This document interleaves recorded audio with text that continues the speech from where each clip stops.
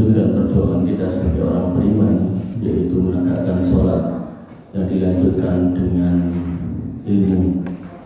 Bapak Ibu yang dirahmati oleh Allah Subhanahu wa Ta'ala, ilmu itu sedemikian penting sampai ilmu itu dikatakan oleh Khalifah Umar bin Abdul Aziz bahwasanya harta yang engkau cari itu hanya akan menghabiskan hidupmu untuk menjaganya, tapi ilmu yang kau miliki itu justru sebaliknya akan menjagamu seumur hidupmu.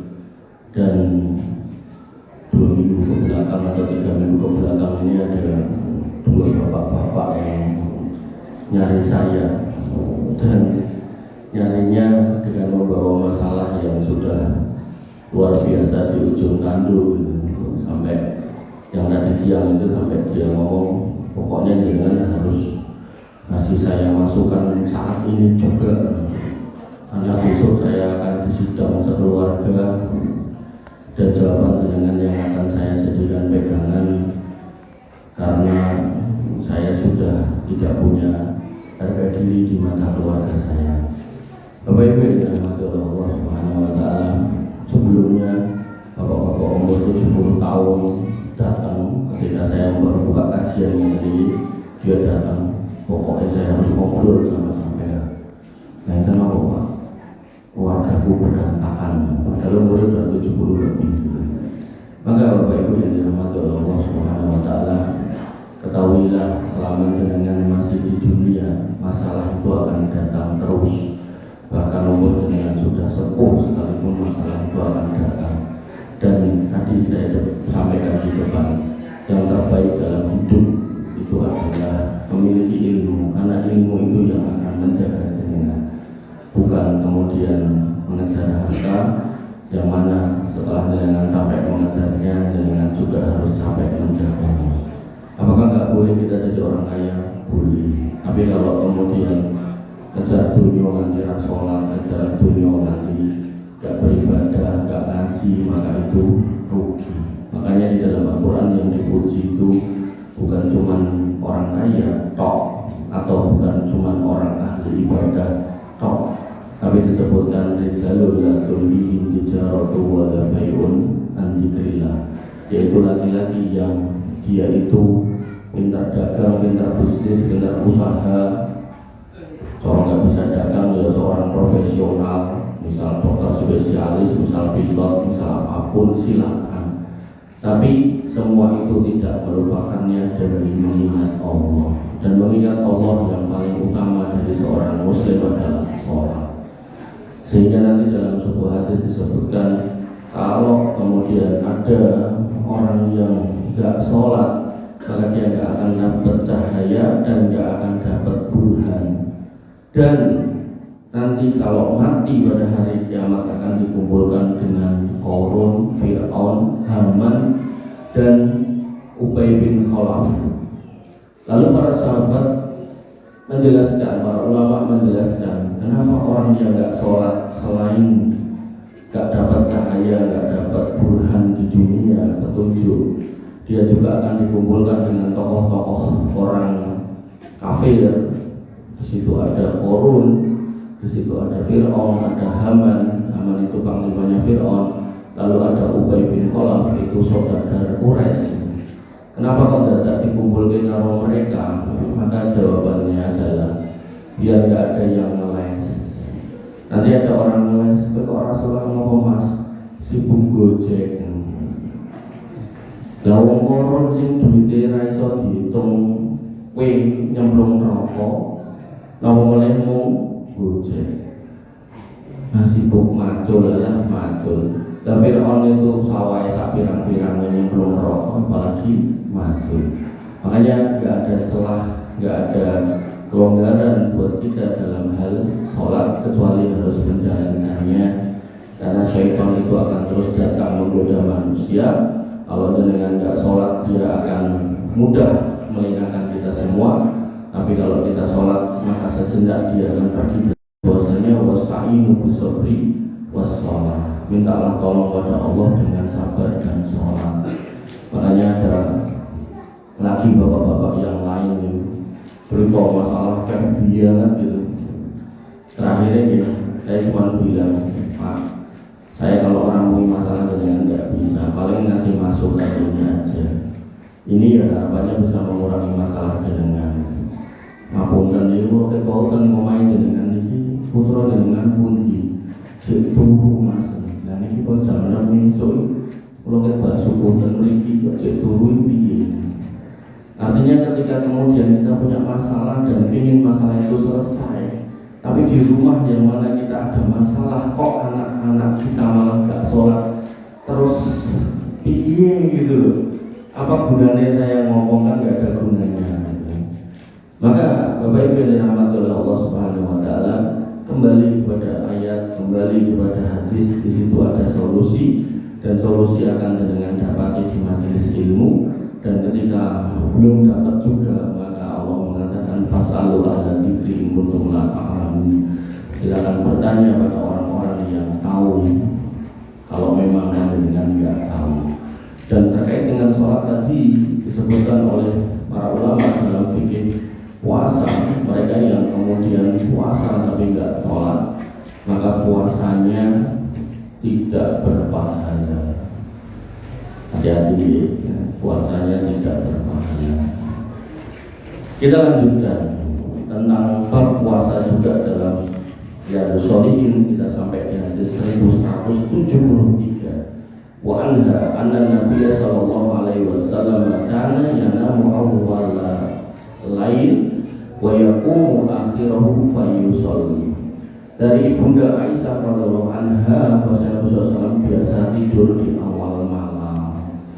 Dan di kebiasaan berkadang itu boten saya menurut kebiasaan Nabi. Karena Nabi biasanya tidur di awal malam dan beliau bangun pada akhir malam dan mengerjakan sholat.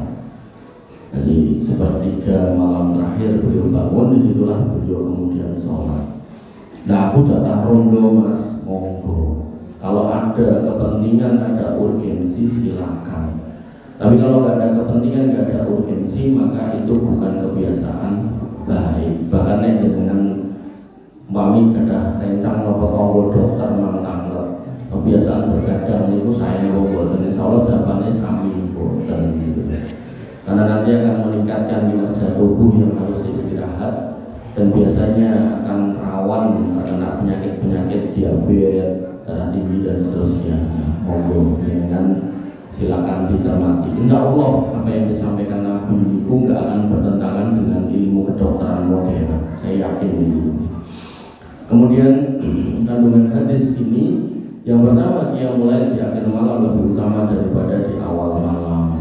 Artinya ketika mungkin misalnya dengan barisan terus mengewu jam 10 maupun jam 11 sholat tahajud itu bisa ini langsung saya di akhir malam. Kemudian yang kedua, akhir malam lebih diharapkan karena itulah waktu yang mustajab dalam berdoa. Jadi malam itu juga tiga, sepertiga, 2/3, sepertiga yang terakhir.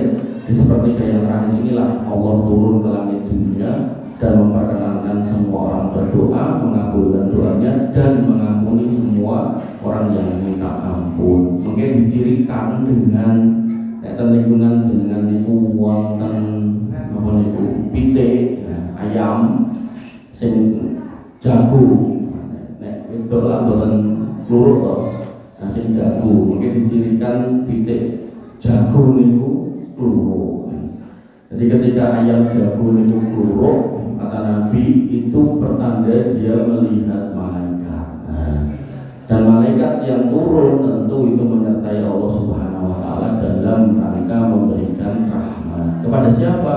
Ya orang yang bangun di akhir malam yang sedang bermunajat.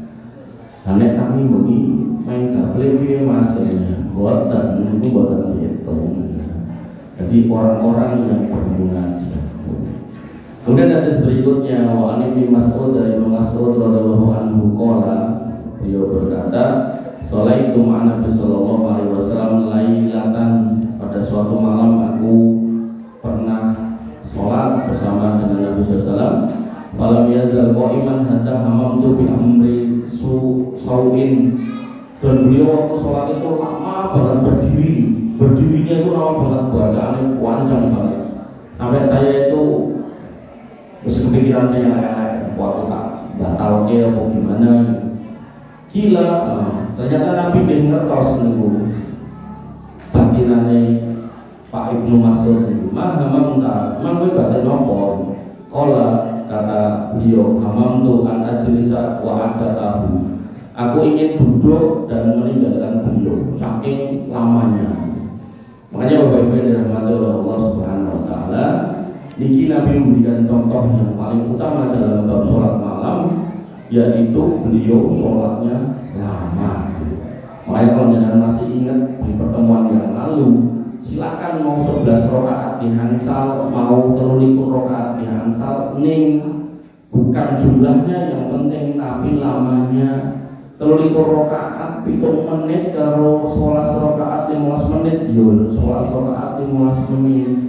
Kok dengan mireng misalkan masjid sanes enten sing 11 rakaat 20 menit memang pindah menika ngoten. Jadi yang terutama dalam sholat malam, yang terbaik dalam sholat malam itu lamanya, bukan oke-okean rakaate, lamanya. Kemudian dalam hadis nomor 1175, hadis yang ketiga, wa an Hudzaifah radhiyallahu anhu, dari Hudzaifah radhiyallahu anhu dia berkata, sholaitu ma'a Nabi sallallahu alaihi wasallam dzata lailatin, aku pernah mengerjakan sholat bersama Nabi SAW pada suatu malam. Faftahal Baqarah, beliau pada rakaat pertama mulai membaca Al-Baqarah.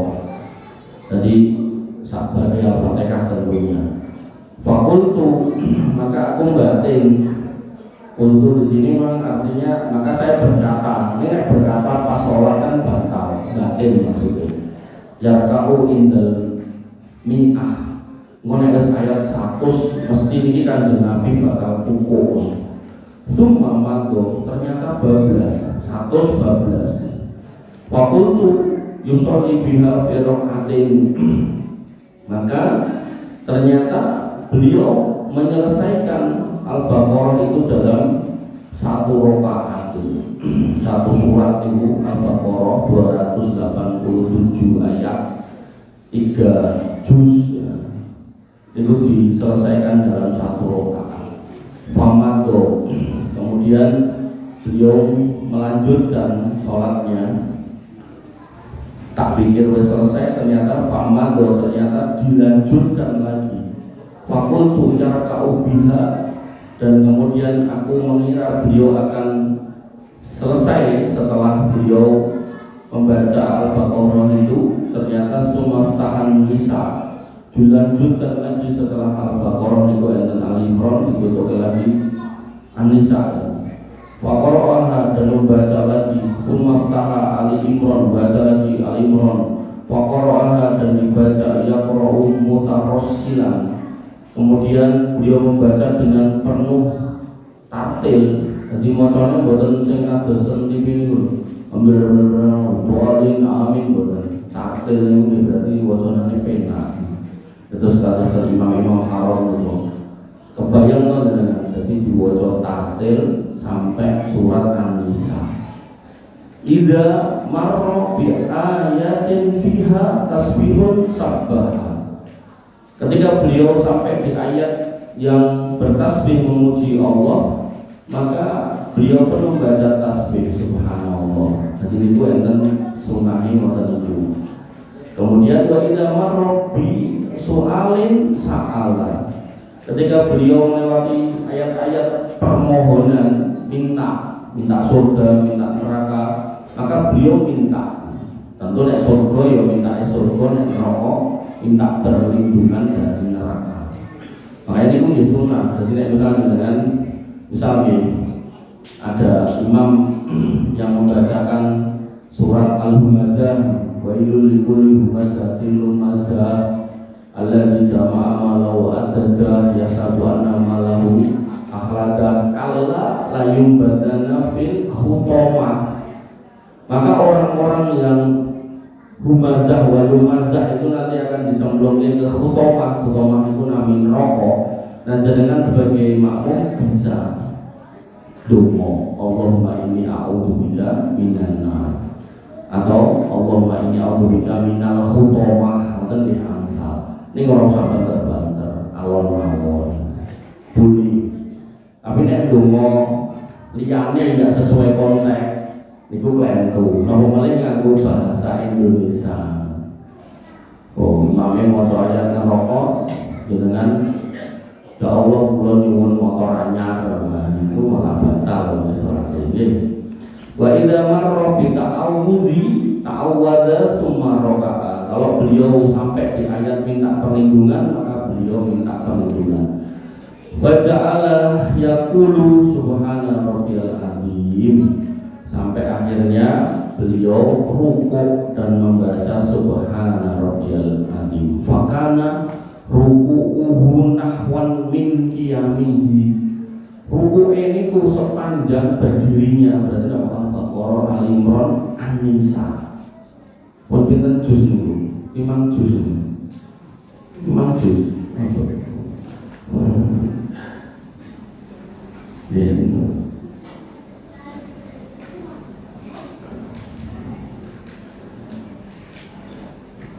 Mungkin Al-Baqarah, An-Nisa 6 Pak, 5,5 Pak, 5,5 udah masuk 6 di An-Nisa itu udah masuk 6, jadi 5 lebih dikit gitu. Ya. Makanya ini contoh yang luar biasa. Sehingga dalam mencontohkan ini bukan berarti dengan harus niru dan maksudnya Nabi itu memang disebutkan wa innaka la'ala khuluqin adzim. Akhlak mungkin luar biasa. Karena luar biasa maka pantas untuk menjadi contoh yang tinggi. Nek jenengan ajeng melu-melu nek saged sumangga tapi nek boten dihampun dipaksa napa melih enten urusan yang harus jenengan selesaikan. Misal besok ngantor napa jenengan tasuk enten iki sesuk koyo iso melek gitu kan. Nah, hal-hal seperti ini harus dipertimbangkan. Napa melih nyopir, nah itu kan terus nyopir sing disopir buatan motor atau mobil dewi tapi bawa orang banyak, tentu jangan ngapainnya nanti ya buatan saya. Mungkin nyopir bawa kakak ngantuk tabrakan, dilalah tabrakan sing penumpangnya jadi korban, sopirnya buatan cekal polisi, jangan kok sakit motor dan nopo pulau ngantuk dan nopo tahajud. Iya coba, malah jadi elek tahajud itu. Kata tahajud itu loh. Artinya kita harus bisa menimbang, jangan kemudian nggak selalu apa yang dilakukan Nabi itu harus kita ikuti 100% sama buatan. Kemudian summa qala, kemudian beliau berkata bersabda sami Allahu liman hamidah rabbana lakal hamdu. Tadi ini pun apa? Ini dan summa qoma tawilan qoriban mimma roka'a. Jadi beliau sami Allah liman hamidah ruku'il tadi lama kayak berdirinya 5 juz lebih gitu kan, udah masuk 6. Nah rukuknya nggih semonten, terus sami Allah liman hamidah nggih semonten ugi. Summa sajadah, kemudian beliau bersujud faqala subhana rabbiyal a'la. Dia berdoa subhana rabbiyal a'la wa kana sujuduhu qariban min qiyami. Sujudnya yo panjangnya hampir sama. Niki nek kita yang melakukan iki rakaat tok wis rampung tekan subuh. Kenapa? Ya karena bacaan kita mungkin yo pertama iso enggak hafal, yang kedua dalam membaca itu mungkin ada yang enggak lancar, jadi kan tambah panjang gitu loh. Jadi orang yang baca sama orang yang hafal itu benten mungkin bacaannya. Nah maka ketika jenengan mau ngapain ini dan akhirnya cuma sak rakaat tok, mboten apa-apa langsung salam aja, maka itu jatuhnya qiyamul lail tapi sholatnya witir tok. Nah, emang jenengan aja nyuruh. Nah terus carane, nah usaha jenengan mboten hafal ngangge kursi, terus jenengan mundut niko jagrab niko ukuran sing gede. Wes Bismillahirrahmanirrahim. Alif lam mim. Dzalikal kitabul la raiba fihi. Niku ngantek tekan rampung An-Nisa begitu rampung Allahu Akbar ruku. Lah kok poconane subhana rabbil azim tapi kok dawane kaya poco 5 juz lebih Mas. Niku subhana rabbil azim dibaleni terus. Subhana rabbil azim, subhana rabbil azim. Jadi dalam bab sholat sebenarnya bacaan subhana rabbil azim itu enggak dibatasi cuma 3, bisa lebih.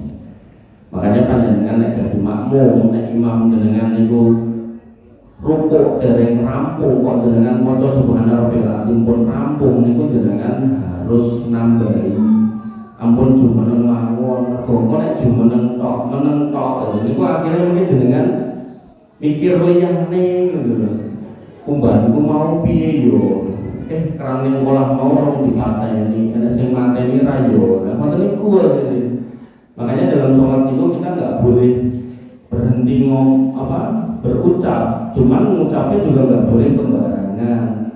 Ketika posisi rukuk, itu yang dibaca ya cuma doa rukuk. Nah, ketika sujud, doa sujud bisa ditambahi doa yang lain. Bapak-ibu yang dirahmati Allah Subhanahu Wa Taala, hadis berikutnya 1176. Wa anja bikin, ribun.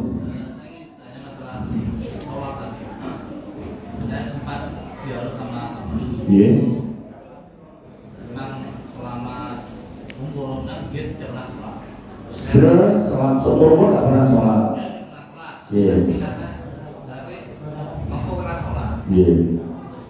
Aku pernah Sedekah. Iya. Iya. Aku ora sholat tapi aku sedekah. Nabi SAW menyebutkan tentang dirinya bahwasanya wa ana ajwadun nas wa ajwadu fi Ramadan, dan aku iki wong sing paling dermawan dan luwih dermawan meneh nek Ramadan. Bahkan sifat kedermawanan Nabi sampai dikatakan oleh beliau, nek aku duwe gunung emas segede gunung Uhud, kuwi ora bakal tak cekel ngluwihi 3 dina, tak durke. Nanti dalam riwayat yang lain Nabi itu masih punya simpanan emas sedekah segede jentik ini. Hitung ini tesih enten pas sholat beliau kemutan ini. Beliau mempercepat sholatnya. Begitu rampung salam, beliau langsung pulang. Sahabat bertanya, kenapa ya Rasul? Si enek emas sedekah sak mini kira tak dungki ya. Terus diambil dibagikan. Pertanyaan saya, Nabi yang sedemikian lomo sholat apa mboten? Sholat. Artinya kalau tadi saya bilang di depan beliau adalah contoh terbaik kita, maka sehebat-hebatnya kita sedekah, saoke-oke kita sedekah, maka contoh kita yaitu Rasul, beliau pun sedekah, beliau sholat. Bahkan sholat yang dilakukan beliau sesuatu di akhir hayat, ketika beliau sakit menjelang wafat, beliau itu sudah nggak sanggup berdiri. Beliau nggak ngimami jamaah. Kenapa? Karena imam kalau duduk, jamaahnya harus duduk. Jadi nek imam jenengan boten saged ngadeg, lingkuh ngeten iki imam jenengan nggih ing omah kudu nggawa kursi. Atau nek ora takmire nyepake. Karena imam itu dijadikan untuk diikuti. Nah, karena kondisi itu, maka beliau SAW nggak mau imami karena nggak bisa berdiri. Disuruhlah imami Abu Bakar As-Siddiq. Lah beliau di mana? Jadi kalau sakit sampai nggak bisa berdiri, niku sakit ringan apa sakit parah? Parah. Kudune nek sakit parah, niku kan udur sholatan omah toh. Tapi beliau boten niku sholatan sebelah Abu Bakar dalam posisi duduk. Artinya beliau memberi contoh dalam kondisi sakit parah pun beliau angkatkan masjid dari makmum ngelenggono boten dados imam mergo boten saged ngadeg, dan yang disuruh imami manusia terbaik setelah beliau yaitu Abu Bakar, beliau bermakmum di sebelahnya. Sehingga kalau kita lihat video viral beberapa waktu yang lalu, kok itu adalah sing viral sing rasa-rasa ibu. Niku yang tak nong kuliah dan UIN Serang niku dhek ngomong, aku wis ra salat umur 13 tahun. Ditakoki, "Lah ngopo gak salat?" "Lah salat karo ora padha wae uripku." Nah, maka pertanyaan saya dengan yang hari ini ada, itu nek ngomong ora sholat, terus sholat, tiba-tiba enek duit ceblok ning sirahe 10 juta. Kira-kira sesuk enten wong ora sholat apa mboten? Pak, jenengan sholat, salam assalamualaikum ceblok duit 10 juta teng dhuwur sirah dengan sesuk kira-kira masjid iki kebak apa mboten? Kebak. Maka Bapak Ibu yang dirahmati oleh Allah Subhanahu wa taala, kenapa Allah enggak nyeblokke duit 10 juta yang wow? Karena Allah sudah menyatakan di dalam Quran, liyabluwakum ayyukum ahsanu amala. Aku pengen delok di antara kowe manungsa iki sing imane tenanan sing ndi to? Sing mangkat ning masjid salat ora sandadak ngenteni diceblok sing endi to gitu. Sama halnya dengan waktu tema Hari Raya Natal yang lalu. Itu misal orang yang mengatakan, wah anak Tuhan gini-gini nanti diparahi malaikat disuamplok mati gitu. Kira-kira sesuk kesenangan wong sing ngomong ngoten apa mboten? Pak. Mboten. Makanya Allah nggak sedang mempraktekkan itu karena yang ingin dilihat adalah keimanan di atas ilmu. Panjenengan bermajlis duwe ilmu, monggo dilakoni dengan imani dengan nanti akan mendapatkan ganjaran. Makanya di dunia darul amal, nanti di sana darul jaza. Darul amal udah di sini nggak ada balasan, makanya jenengan yang sholat kalau sama parang banyak sing kayak duit gitu kan. Nah, temriko wayahe nompo pembalasan dari Allah atas amal dengan tentunya. Makanya nanti orang-orang kafir ketika melihat nasibnya di sana, keadaannya dia sedih sampai dia mengatakan ya laitani kuntu turoba. Duh, sekiranya aku dadi lemah wae rasa dibangkitke dadi manungsa meneh. Semakin ugi orang-orang yang enggak sholat, Allah akan menanyakan masalah kakum fi sakor. Kowe kok iso mlebu neraka sakor iki ngopo? Mereka menjawab, qalu lam nakum minal musallin. Mereka menjawab, aku biyen kok enggak sholat lho. Makanya Bapak Ibu yang dirahmati oleh Allah Subhanahu wa taala, niki min babul ghaib. Jadi bab ghaib yang saya sampaikan pakai ayat-ayat. Nah, sehingga yang perlu dimainkan keimanan. Wah, ora percaya aku nek ono ketemu dhewe karo neraka iki. Mungkin nek jenengan pun mati nak ketemu itu. Jadi jangan kayak orang-orang kafir atau orang-orang munafik ini yang kemudian dia enggak percaya dengan ayat dan pengen delok dhewe. Nek delok dhewe berarti kan sudah meninggal. Nah sudah meninggal maka babnya adalah darul jaza, tempat pembalasan, bukan lagi tempat beramal. Sudah nggak bisa beramal. Mantap ya. Bapak Ibu yang dirahmati oleh Allah Subhanahu wa taala. Kemudian disebutkan dalam hadis berikutnya, an Jabir dari Jabir radhiyallahu anhu qala, dia berkata, suila Rasulullah SAW, ayyu sholati afdal? Ya Rasul, sholat yang paling utama itu yang gimana? Qala, kata Nabi, tulul qunut, yang paling lama berdirinya. Jadi kunut di sini diterjemahkan berdiri, bukan kunut bacaan kunut itu bukan. Sehingga ketika jenengan berjamaah atau sholat sendiri dan sholatnya itu agak panjang, sebenarnya itu baik. Tapi sebagai imam, benar ya, sebagai makmum dan sebagai sendiri sama sebagai imam nanti hukumnya beda. Nah, sebagai imam jenengan harus melihat jamaah. Makanya sunnahnya seorang imam saat dari imami itu harus madhep ngetan. Nah, melihat jamaah ini konstruksinya orang seperti apa. Nek nom kabeh seger kabeh kados ten pesantren, sholat isya rong juz silakan. Tapi nek ngapunten, kiai-kiai sepuh bahkan enten sing boko ngoten niku. Nah, maka niku kadang diwaca ke amma ya tasaalun niku langsung bomen padahal lagi ayat pertama.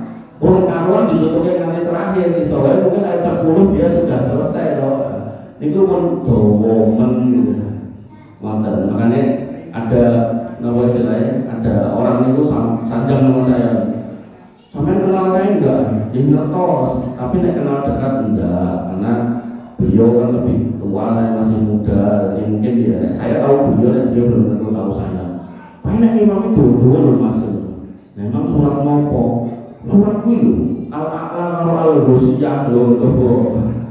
Jadi orang yang awam itu akan menganggap al-a'la karo al-ghosiyah itu dawa, tapi nek orang yang ngerti al-a'la al-ghosiyah isinya apa, kandungannya apa, niku insya Allah Pak seneng bahkan nek jenengan ngerti tafsirnya apa, mungkin diwaca ini itu dengan nangis Pak itu.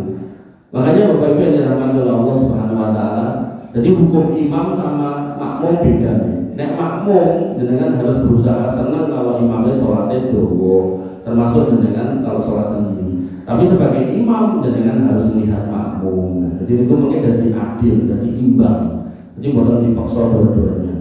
Bapak Ibu yang dirahmati oleh Allah Subhanahu wa taala, hadis berikutnya. Wa Abdullah ibni Amr ibn al-As, Abdullah bin Amr bin As radhiyallahu anhuma, anna Rasulullah SAW qala, bahwa Nabi SAW bersabda, ahabbus sholati ila Allahi sholatu Dawud wa ahabbus siyami ila Allah siyamu Dawud wa kana yanamu nisful lail wa yaqumu thulutsahu wa yanamu sudusahu wa yasumu yawman wa yuftiru yawman. Sholat yang paling dicintai Allah adalah sholatnya Nabi Daud. Poso yang paling dicintai Allah adalah posonya Nabi Daud. Niku pripun? Dia biasa tidur sampai pertengahan malam. Terus dari sare jam itu jam 12 mungkin wudu. Nah, kemudian bangun pada sepertiganya. Bangun di sini maksudnya berdiri gitu loh untuk sholat. Dan tidur pada seperenamnya, jadi nggak dirampungke nanti subuh, menjelang subuh itu enten sunai tak jane tidur sebentar gitu kan. Nah selain itu beliau juga berpuasa sehari, berbuka sehari. Tapi yang nabi ini mulai, nek ini dengan saya praktekin, kok nek tak dulu subuh seperempat jam dengan ilmu ya bablas gitu kan. Makanya saran saya mungkin nek Ramadan itu dengan bersahur, dengan tambahin yang mulai nek dereng tarawih nih berarti karo witir. Nah mungkin nek kurang 5 atau 10 menit alias niku nek biaya imsak atau niku mantan masjid turun ning masjid senderan nang masjid napa pripun lah gitu kan. Nah harapannya mungkin nek kebablasan dibuka karo kancane gitu kan. Tapi nek teng omah nulis teng kasur kanggo bantal kemulan nah wis bablas minggu nanti ya nanti jam 09.00 pengalaman. Bapak Ibu yang dirahmati oleh Allah Subhanahu wa taala, dan dalam bab puasa Daud sebagian ulama berpendapat ketika itu adalah puasa terbaik yang dilakukan oleh Nabi SAW, maka ketika jenengan sudah mengamalkan itu jenengan tidak perlu puasa Senin Kamis. Karena biasanya boten ketemu minggu Daud kali Senin Kamis. Jauh. Senin poso, Selasa boten no. Rabu poso. Kamis kudune boten. Tapi mergo dina Senin Kamis akhirnya Kamis poso meneh gitu kan. Terus akhirnya Jumat poso meneh gitu kan. Karena ngoyak sing bar Rabu Kamis terus Jumat ngoten to. Makanya sebagian ulama berpendapat ketika jenengan sudah puasa Daud, yang sunnah itu yang lainnya bisa ditinggalkan karena jenengan sudah milih puasa terbaik. Karena nek di gathok mungkin boten gathok ngoten, boten saged. Nah, mesti akan geser. Bapak Ibu yang dirahmati oleh Allah Subhanahu wa taala, hadis berikutnya An Jabir radhiyallahu anhu, dari Jabir radhiyallahu anhu sampai itu Rasulullah SAW yaqulu, atau dengan Nabi SAW bersabda, inna fil laili la sa'atan la yuwafiquha rajulun muslim yas'alullah khairan min amri dunya wal akhirah illa aqtahu iyyahu wa dzalika kullal lailah.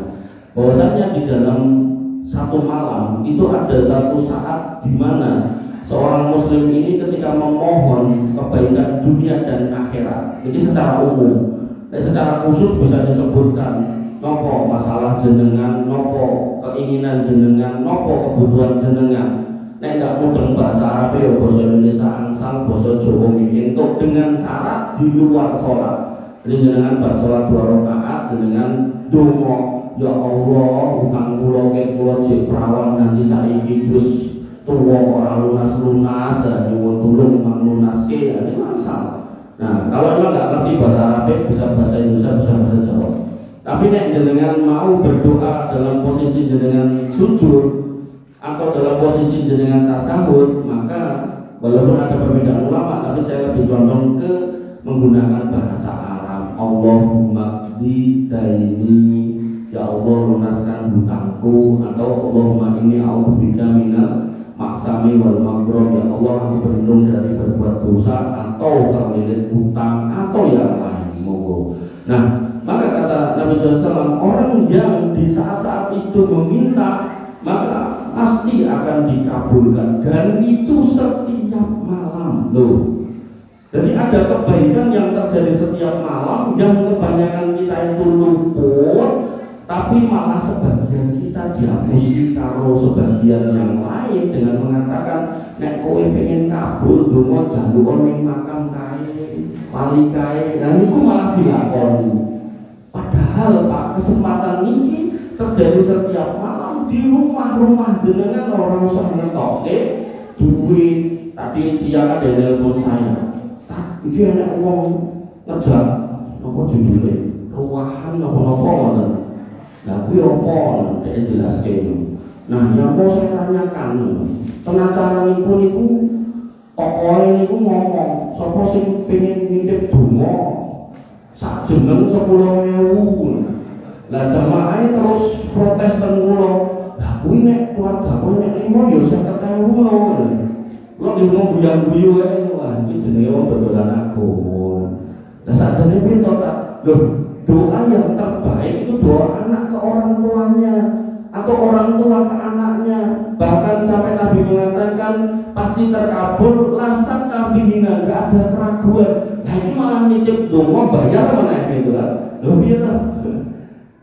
Terus kok tidak ada 10.000 paling di bapak itu betul nonton masalahnya. Masalahnya bukan 10.000 atau piro ya, tapi lebih pada ini syariat gitu loh. Dan bahkan doa yang diajarkan kita dari Allah dan Rasulnya untuk orang tua kita, itu buatan doa sing ruwet sing rumit, buatan Rabbi firli wali walidayya warhamhuma kama rabbayani shaghira, rampung. Jenengan enggak apal mangke kok putrane, apal mangke kok putune, pun insyaallah do apal kan cilik-cilik niku. Makanya Bapak Ibu yang dirahmati Allah, Islam niku gampang, aja digawe angel. Ad-dinu yusrun, mudah. Yasiru walatu asiru, mudahkan, jangan buat perumit. Basiru walatu nafiru, beri kabar gembira, jangan buat takut-takuti. Jadi ya Allah, Islam sing mudah tidak rumit. Oleh karena itu maka atos-atos sama orang-orang yang terkena fitnah usra, boleh duit dari agama, jualan agama. Hati-hati. Bapak Ibu yang dirahmati oleh Allah Subhanahu wa taala. Kemudian hadis berikutnya 1179, wa an Abi Hurairah radhiyallahu anhu dari Abu Hurairah anna Nabi sallallahu alaihi wasallam qala bersabda sabda, "Idza qama ahadukum minal lail falyaftatih shalah bi rak'atain khafifatain." Kalau kalian malam-malam bangun, tiba-tiba bangun, apakah dalam rangka pipis terus mau sare lagi atau memang bangun mau sholat subuh, maka jika mungkin, jika bisa, mengwudu sekalian terus sholat 2 rakaat. Nek misal niku kok ternyata dengan bangun tidur jam 1 alias mungkin nek ngenteni subuh sing kaduan dengan ajeng film melengke angsal, atau nek misal niku ternyata subuh kurang 15 menit dengan nenggo subuh nggih buat tetap nopo.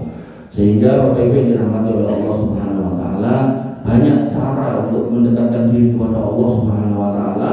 Harus dengan cari fasilahnya majelis ilmu, terus dengan lampahi harapannya agar illa nazalat alaihi musakinah, agar kita diberikan ketenangan hidup. Karena faktanya kata umur 70, umur 60, tadi yang kata umur saya 48, itu tetap akan ketemu dengan masalah. Kalau menghadapi masalah nggak tenang, biasanya stres, susah mikir jernih, enak emosi, maka terjadilah apa yang terjadi di berita-berita ini. Maksudnya, kurang lebihnya saya mohon maaf. Alhamdulillah, subhanallah wa bihamdika, asyhadu an la ilaha illa anta, astaghfiruka wa atubu ilaik.